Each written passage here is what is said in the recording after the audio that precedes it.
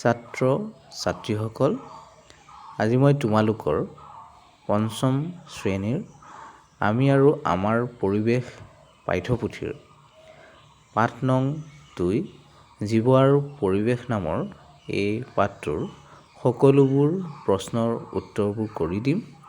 গতিকে এতিয়ালৈকে যদিহে চেনেলটো ছাবস্ক্ৰাইব কৰি লোৱা নাই, কৰি লোৱা, কাৰণ তোমালোকৰ এনেধৰণৰ ভিডিঅ'বোৰ ইয়াতে পাই থাকিবা। চ' 1 নম্বৰ অনুশীলনীটোত দিয়া আছে যে উত্তৰ লিখা। ইয়াৰ উত্তৰবোৰ আমি ইমান দীঘলকৈ নিলিখিলেও হ'ব। ইয়াতে কটোত কৈছে যে পৰিৱেশৰ জৈৱিক আৰু অজৈৱিক উপাদানবোৰ কি কি। তেনেদৰে ক, খ, গ, ঘ, ঙ 5টা ইয়াতে প্ৰশ্ন দিয়া আছিল 1 নম্বৰ অনুশীলনীটোত। চ' মই ইয়াতে ক, খ, গ, ঘ, ঙ এই প্ৰশ্নবোৰৰ উত্তৰবোৰ কৰি দিছোঁ। তোমালোকে ভিডিঅ'টো ৰখাই এইবোৰ কৰি লোৱা। তাৰপিছত চোৱা 2 নম্বৰ অনুশীলনীটোত কি দিয়া আছে যে খালী ঠাই পূৰ কৰা। এইবোৰ আমি খালী ঠাইবোৰ পূৰ কৰিব লাগিছিল, ইয়াত যিবোৰ খালী ৰখা আছিল। কটো দিয়া আছে যে শামুক হ'ল, আমি ইয়াত লিখিম প্ৰাথমিক। শামুক হ'ল প্ৰাথমিক উপভোক্তা। ঠিক তেনেদৰে খটোত দিয়া আছে এটাতকৈ অধিক। তো ইয়াৰ খালী ঠাইত আমি লিখিম খাদ্য শৃংখল, এটাতকৈ অধিক খাদ্য শৃংখল মিলি খাদ্যজালৰ সৃষ্টি হয়। তেনেদৰে তাৰপিছত গটোত চোৱা শেন হ'ল, ইয়াত আমি লিখিম দ্বিতীয়। শেন হ'ল দ্বিতীয় শ্ৰেণীৰ উপভোক্তা। ঠিক তেনেদৰে ঘটোত দিয়া আছে খাদ্যজালত এটাতকৈ, ইয়াত আমি লিখিম অধিক। খাদ্যজালত এটাতকৈ অধিক খাদ্য শৃংখল থাকে। তেনেদৰে 3 নম্বৰ অনুশীলনীটোত দিয়া আছে যে শুদ্ধ উত্তৰ বাছি উলিওৱা। ইয়াতে কেইটামান বিকল্প দিয়া আছিল। চ' আমি শুদ্ধ যিটো উত্তৰ সেইটো বাছিব লাগে।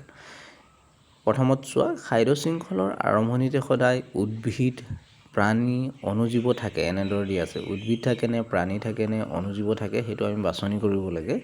চ' আমি উদ্ভিদ থাকে বুলি লিখিব পাৰোঁ। ঠিক তেনেদৰে খটো চোৱা বিয়োজকে, উৎপাদকে, উপভোক্তাই খাদ্য প্ৰস্তুত কৰে। ইয়াত হ'ব উৎপাদকে খাদ্য প্ৰস্তুত কৰে। ঠিক তেনেদৰে গটোত আমি বিয়োজকে লিখিব লাগে। বিয়োজকে উৎপাদকে নহয়, উপভোক্তাই নহয়, বিয়োজকে মৃতদেহ গেলি পচি যোৱাত সহায় কৰে। চ' তোমালোকে ইয়াৰ প্ৰশ্নৰ উত্তৰ বুলি লিখি যিকেইটা শুদ্ধ হয় সেইকেইটা লিখি দিলে হ'ব। এতিয়া 4 নম্বৰ অনুশীলনীটোত কৈছে যে খাদ্য শৃংখল কি, উদাহৰণেৰে সৈতে বুজাই লিখা। তো ইয়াতে চোৱা মই 4 নম্বৰ আৰু 5 নম্বৰ অনুশীলনী দুটাৰ ইয়াতে উত্তৰ দুটা কৰি দিছোঁ। তোমালোকে ভিডিঅ'টো ৰখাই লৈ এইকেইটা লিখি লোৱা। মই ইয়াক বেছি পঢ়ি নাযাওঁ, কাৰণ ভিডিঅ'টো বেছি দীঘলীয়া হৈ যাব। তোমালোকে এইবোৰ নিজে পঢ়ি বাৰে বাৰে পঢ়ি মুখস্থ কৰি ল'বা। তাৰপিছত চোৱা 6 নম্বৰটো দিয়া আছিল শালুক সংশ্লেষণ বুলিলে কি বুজা।